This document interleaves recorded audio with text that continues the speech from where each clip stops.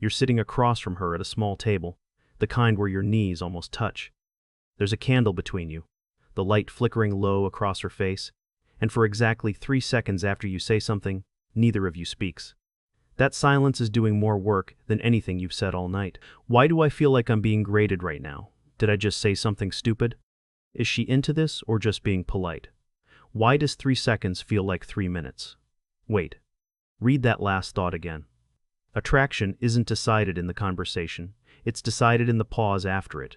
You're not overthinking this. Every person who has ever sat across from someone they liked has felt that same 3 seconds stretch out like taffy.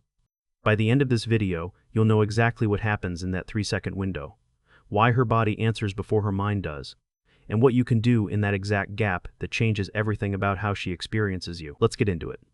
Most people believe attraction is built through what you say. The right joke, the right compliment, the perfect story that makes her laugh.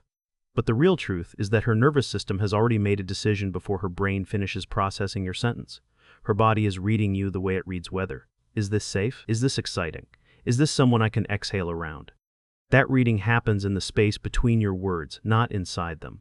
This is why a man who says the exact same sentence as another man can land completely differently. It was never about the sentence. It was about what his presence did to her nervous system in the 3 seconds after he said it.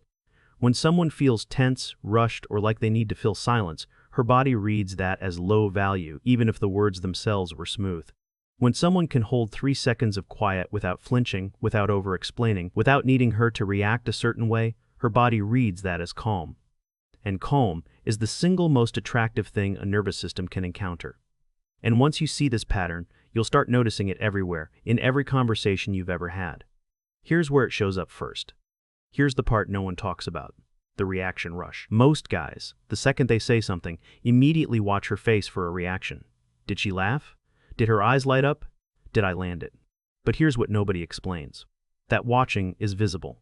She can feel you waiting for her approval, and a nervous system that senses it's being watched for approval tightens instead of relaxes. Picture 2 versions of the same moment. In one, he cracks a joke and his eyes dart to her mouth, waiting for the laugh, his shoulders slightly forward, his breath shallow. In the other, he says the same joke, then looks past her for a second, relaxed, letting the silence just exist, his hand steady around his glass. In the second version, something in her is quietly registering, he's not waiting on me to feel good about himself. And when you stop rushing her reaction, she stops performing one for you, and something real has room to show up instead. That's the moment a conversation stops being an audition and starts being an actual connection. But there's a second layer to this 3-second window that most men miss completely. This is where it gets really interesting. The eye contact exit. Most people believe holding eye contact longer proves confidence, so they lock in and refuse to look away, almost daring her not to blink first. But here's what changes everything. It's not the holding that reads as attractive. It's how you release it. Picture the disconnecting version. He holds eye contact a beat too long. It starts to feel like a stare, and she looks away first, a small crease forming between her brows, her hand suddenly finding something to do with her napkin. Now picture the connecting version. He holds her eyes for a natural moment, then breaks it himself with a small, unhurried smile, glancing down for half a second before returning. Her shoulders drop slightly.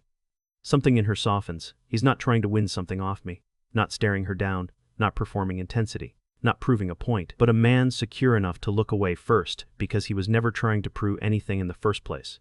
That's when eye contact stops feeling like a test and starts feeling like an invitation.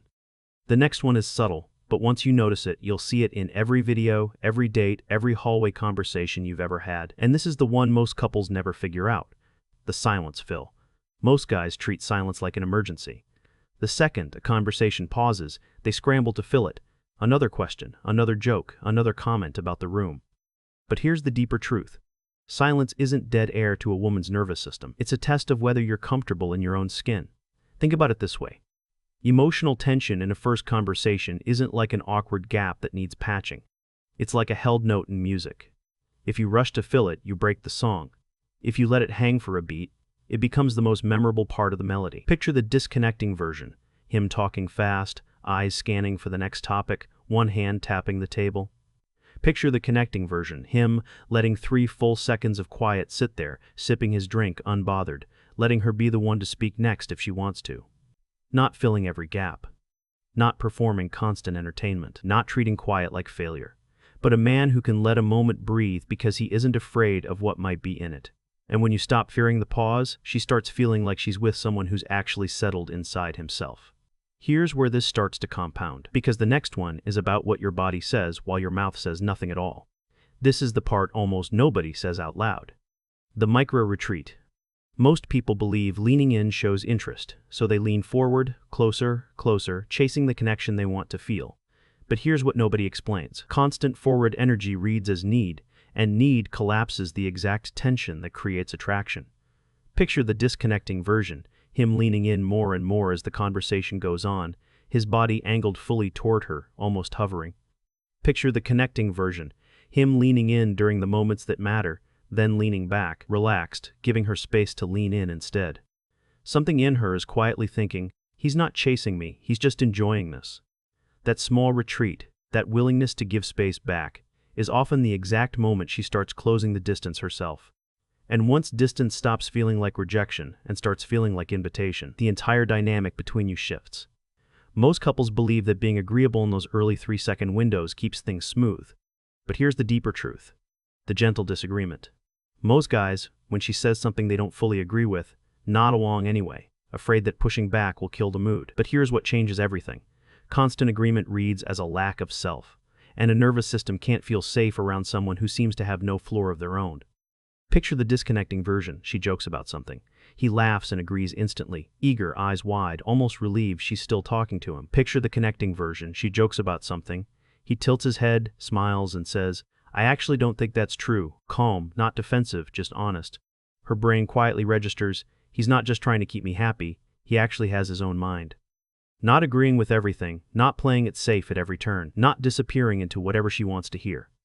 But a man secure enough to gently push back, because he respects her enough to be real with her. That disagreement, delivered with warmth instead of defensiveness, often creates more attraction in 3 seconds than an hour of compliments ever could. Here's the part that ties every layer together, because this one lives underneath all the others. This is where it gets really interesting. The presence read. Most people think attraction is built moment by moment, word by word, joke by joke. But the real truth is, her body is running one continuous scan the entire time. Are you here, actually here, or are you somewhere else, performing, calculating, managing? Think of it like this. A nervous system in a new connection is like a smoke detector. It cannot tell the difference between you being distracted and you being unsafe, so it treats both the same way, with distance. Picture the disconnecting version, him half present, checking his phone once, rehearsing his next line while she's still talking. Picture the connecting version, him fully in the 3 seconds after she speaks, nowhere else, nothing else, just here, not performing presence, not faking focus, not pretending to listen while planning what's next. But a man who is actually, fully, quietly there. And when she feels that, really feels it, the 3-second pause stops being a test and starts becoming a place she wants to stay in. That brings us to the final layer, the one that determines whether all of this actually lasts past the first conversation. Here's the part no one talks about. The return. Most people treat a great first conversation as the finish line, one good exchange, one good laugh, and they relax, thinking the work is done. But here's the deeper truth. Attraction isn't proven once. It's proven again in the next 3-second pause, and the one after that, and the one after that. Think about it like this. Trust in early attraction isn't built like a wall all at once. It's built like a bridge, plank by plank, one calm, present, honest 3-second window at a time. Picture the disconnecting version, someone incredible in the first conversation, then rushed, anxious, needy in every one after. Picture the connecting version, that same calm presence showing up again and again, consistent, unhurried, real. Something in her settles into knowing, this isn't an act, this is just who he is. Not a one-time performance, not a trick you pull off once and hope holds, not charm that fades the second the pressure's off, but a steadiness that shows up every single time the pause arrives. That consistency is what turns a 3-second moment of attraction into something that actually lasts. You're back at that table, the candle's still flickering, her still across from you, and the 3 seconds after your next sentence arrive again. This isn't a script to perform. It's not a trick to run on her nervous system. It's an invitation to actually be present enough that her body can feel the difference, without you having to say a single word about it. Attraction was never about what you say in those 3 seconds. It's about who you are willing to be inside them.